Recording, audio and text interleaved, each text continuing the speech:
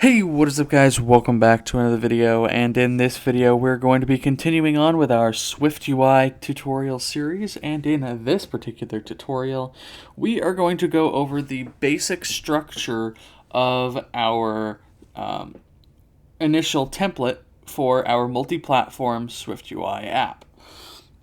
Now, the place that we're going to start is our app file. And that is the file that implements the app protocol. All right. So in this case, it is tutorial app underscore app dot swift. And so with that, let's get started. The first thing you're going to notice about our file here is that our structure is annotated with @main. Now, what does that mean? Well, @main basically says, hey, this is the starting point of our application. That's pretty much what all that means. And then we have our tutorial app SwiftUI app structure. And this structure implements conforms to the app protocol. Now, what is the app protocol? Well, put simply, the app protocol is a protocol in SwiftUI that allows us to create the basic structure of our app. And there is only one thing in the app protocol that you must provide an implementation for. And that is this body computed property. Now, you can see that it has the type SomeScene. This is what we call an opaque return type. Without going in depth into what opaque return types are, an opaque return type just basically allows you to hide type information details from the user, from the developer, but the compiler has access to that information, right? So this can be pretty much any, this computer property can return anything that is some kind of scene. Pretty much. That's all you need to know. Next, you'll find a window group. This window group is a type of scene in SwiftUI that allows you to create windows. Now, of course, on iPhone, we know you can't have multiple windows on iPhone. So, generally, you only have one scene for a window, and that's it on iPhone. But on macOS and iPadOS, your app could support multiple windows. In which case, depending on the kind of app you're building, you might want to have multiple window groups inside of your body, and then open them and close them dynamically as you need them and don't need them. There are many, many other kinds of scenes as well, and we'll take a look at some of them as we go through this series. I don't want to put your expectations too high, because there's not like a lot. There are a few, there's a fair few, but not like so many it's hard to go through them all. Okay? Inside of this window group is just the view hierarchy that will be the content of your window. That's all that is. And that really is it for the basic structure of our app file. If we were doing something where we were working with Swift data or core data or a document-based application template, there would be a little bit more here. But because this is just the basic template for a multi-platform app and there's nothing too special about it, that's all we have in our app file. All right. let's go into our navigator here, and let's take a look at what we have in our navigator, our project navigator. So you can see we have our tutorial app SwiftUI app.swift file, which we just took a look at. We have our content view, which is the screen we took a look at in the last video when we ran our app, where we just have a globe symbol and hello world on the screen. We'll take a look inside of content view and break it down here in a second.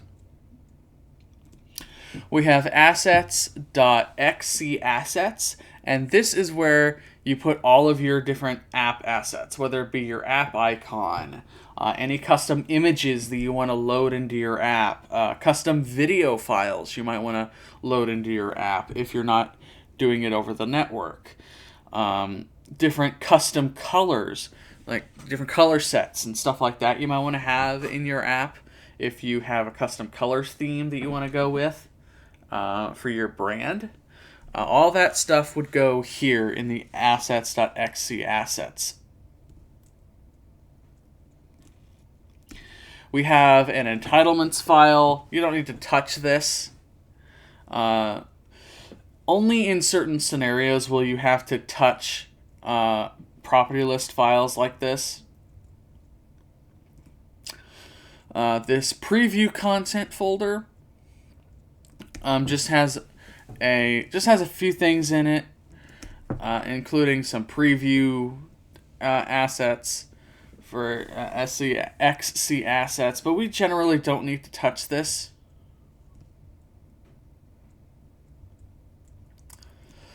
And that's really all we have in our project navigator.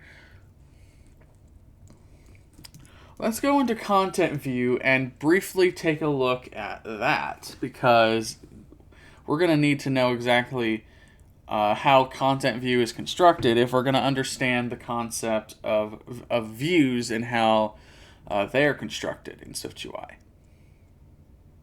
All right. So go into your content view. All right. So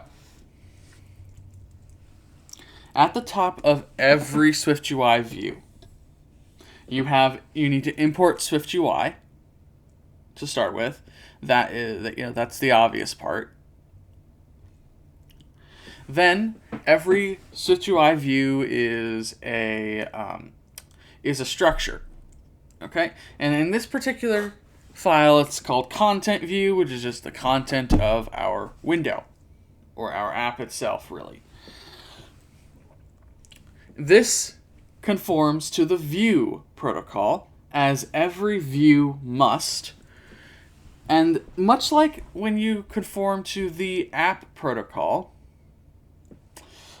in our main app file, the conformance to the view protocol requires that you implement one computed property, and that is the body. Now, we have var body sum view. What does this mean then? Well, this basically just says that our body must return some kind of view. So our body must have views and stuff like that to return.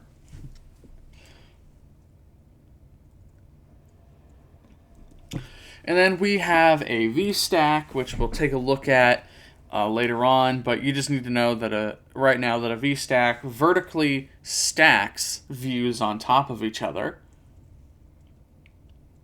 We have an image displaying our globe symbol, right? This symbol comes from SF Symbols. It's Apple's system-wide set of symbols that you can use in your apps. There are some that have requirements that you must meet in order to use them, but otherwise it's okay. Otherwise, that's what those are. We're making it a larger image. We're applying a foreground style to that image. And then we're putting text on the screen that says Hello World. And then we're applying some padding to our vertical stack. Nothing too complicated here. We'll talk a little bit about what all this exactly means as we go through the series, because these are important things that you will be using throughout SwiftUI, and I want to go through in detail exactly what these are. Right? So, under our content view, you'll find hashtag preview with a capital P. This is what we call a macro. This is a brand new feature in Swift 5.9. Yeah, 5.9. Swift 5.10 just came out. So in Swift 5.9, they introduced macros. Macros are just like a bunch of Swift code compartmentalized into a single thing. It's not. That's all they are, really. If you want to go look more in depth into macros, you can read up on them on the Swift website, swift.org. But I'm not going to go in depth into what macros are here. But inside of the opening and closing curly brackets of our preview macro, we have content view here as well. This just shows our preview on the right side of our Xcode editor. You will often find me throughout this series deleting our preview because I don't use it. If you want to use your preview, just keep it. You don't have to delete it. I don't use it, so I usually delete it.